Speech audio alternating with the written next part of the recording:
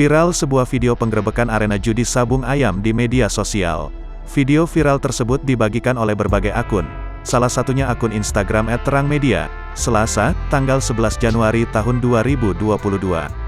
Video saat para pelaku sabung ayam kocar-kacir saat digerebek oleh petugas kepolisian. Terlihat para pelaku sabung ayam tersebut berada di sungai yang sebagian dangkal dan berawa. Mereka berusaha untuk lari menghindari petugas dengan cara berjalan di bagian rawa tersebut. Terlihat sebagian petugas merapikan kandang-kandang ayam yang berantakan ditinggal para pelaku.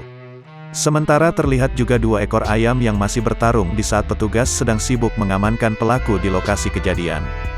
Peristiwa tersebut diketahui terjadi di Dempel, Kota Semarang, Jawa Tengah.